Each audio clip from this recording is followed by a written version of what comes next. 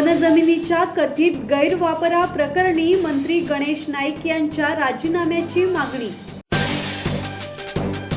राज्याचे वनमंत्री गणेश नाईक यांच्यावर भूखंड घोटाळ्याचे आरोप बाळासाहेब मिरजे यांच्याकडून करण्यात आले। मुरबाड येथील वन जमिनीच्या कथित गैरवापराचे आरोप मिरजे यांनी केले आहेत।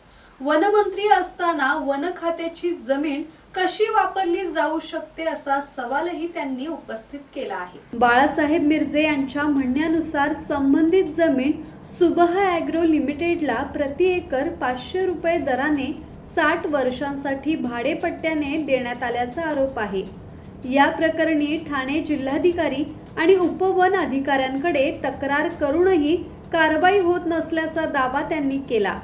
संपूर्ण प्रकरणाची निपक्ष आणि सखोल चौकशी व्हावी आणि वनमंत्री गणेश नाईक यांचा राजीनामा घ्यावा अशी मागणी बाळासाहेब मिरजे यांनी केली आहे।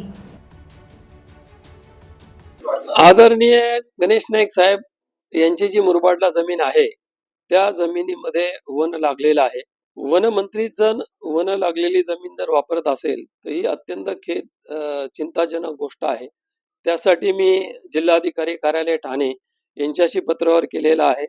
स्वतः वनमंत्री साहेब मंत्रालयामध्ये त्यांच्यासोबत मी 2 वेळा पत्रावर केलेला आहे।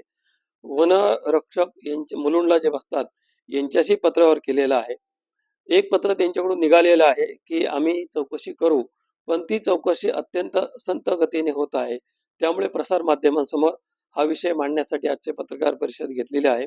त्याच्यानंतर इकडे मापेमध्ये नाईक साहेबांनी जे 2 ऑफिस घेतलेले आहेत कामधेनूमध्ये, त्या ऑफिसमध्ये जे त्यांनी पैसे भरलेले आहेत तिथं फक्त आरटीजीएस म्हणून लिहिलं आहे। त्याच्यावरती कुठल्याही बँकेतून पैसे गेले आणि किती कसे गेले ते काही नाही, फक्त आरटीजीएस लिहिलेलं आहे।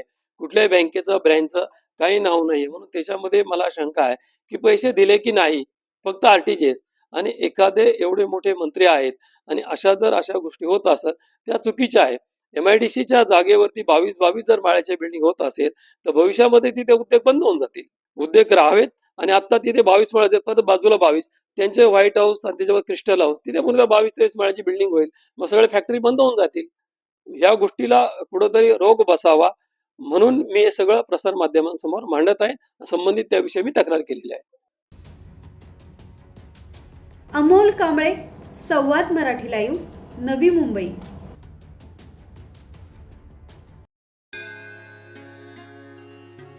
श्री गणपती संस्थान महड, तालुका खालापूर, जिल्हा रायगड। श्री वरद विनायकाच्या भक्तांसाठी भक्त निवासाची सोय, स्वच्छता आणि 24 तास गरम पाणी, CCTVची नजर। आगाऊ नोंदणीसाठी संपर्क करा 02192 26 69 12 72 76 47 38 54।